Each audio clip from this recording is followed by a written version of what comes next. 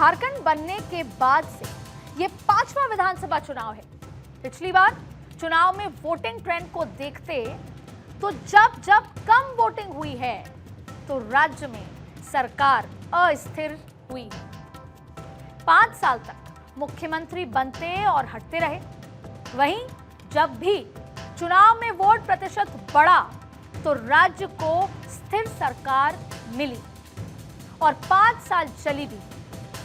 झारखंड में पहली बार 2005 में चुनाव हुए और 57% वोटिंग हुई थी और इस चुनाव में किसी को भी बहुमत नहीं मिला था और 5 साल में 4 सरकारें बनी और गिरी।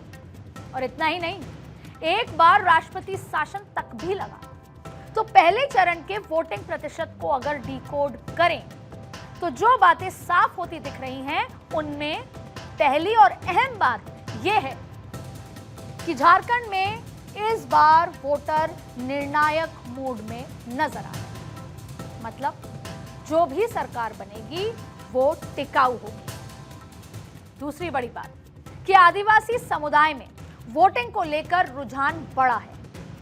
मतलब सत्ता की चाबी इस बार आदिवासी समुदाय अपने हाथों में रखना चाहता है। तीसरी बड़ी बात, पिछले चुनाव में इन 43 सीटों में 28 सीटें जेएमएम कांग्रेस गठबंधन को मिली थी, जबकि बीजेपी को 13 सीटें मिली थी। बीजेपी के नेता इस बात से उत्साहित हो रहे हैं कि जब भी वोटिंग परसेंटेज बढ़ता है तो उन्हें फायदा ही होता है। और इस बार आदिवासी समुदाय के लोग बीजेपी को वोट करने के लिए घरों से बाहर निकले और ये कांग्रेस और जेएमएम के सिटिंग विधायकों के लिए खतरे की घंटी से कम नहीं।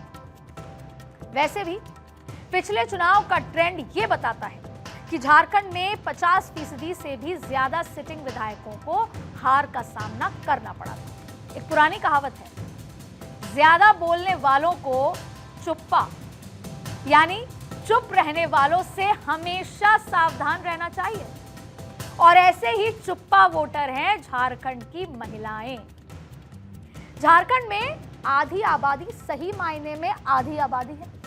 यहां हर 1000 पुरुषों के मुकाबले 948 महिलाएं हैं। जब हम आधी आबादी कहते हैं तो शायद झारखंड का उदाहरण सबसे सटीक है। और महिलाएं आमतौर पर साइलेंट वोटर मानी जाती हैं। वो चुप रहकर खामोशी से जहां घर का काम भी करती हैं तो वहीं चुप रहकर यानी खामोशी से ही सरकारें भी हिला देती हैं।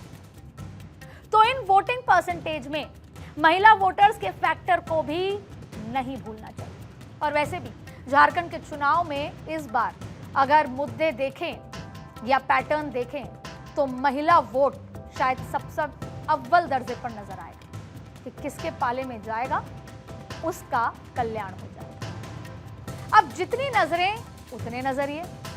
तो कई लोग ये कह रहे हैं कि ये बढ़ता वोटिंग परसेंटेज हेमंत सरकार की मैया सम्मान योजना की वजह से। ये सम्मान योजना महिलाओं के लिए, जिसमें महिलाओं के खाते में हर महीने 1000 रुपए पहुंच रहे हैं और ये सम्मान राशि पाने वाली महिलाएं करीब 49 लाख के करीब है।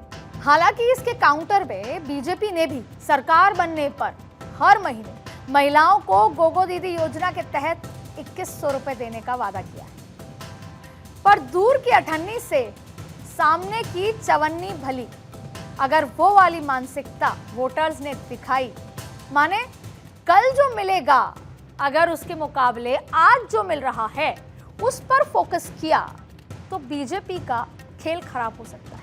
और वैसे भी जेएमएम ये वादा कर चुकी है कि जो 1000 रुपए अभी तक महिलाओं के खाते में जा रहे थे वो बढ़कर 2500 हो जाएंगे। तो ऐसे में 2100 से 2500 ज्यादा है। तो यहां पर जो अक्सर एक पैटर्न है, एक सोच है कि महिला वोटर्स बीजेपी की तरफ जाते हैं, कहीं ना कहीं ये योजना जेएमएम को भी अपना वेटेज दे रही है। अब देखिए, राजनीति की सबसे बड़ी खासियत यह है कि यहां सारे काम जनता के नाम पर होते हैं और जनता बेचारी हर बारी अपनी बारी का इंतजार करती रह जाती है। वो तो भला हो चुनाव का, नहीं तो नाम के लिए भी जनता गुमनाम रह जाती।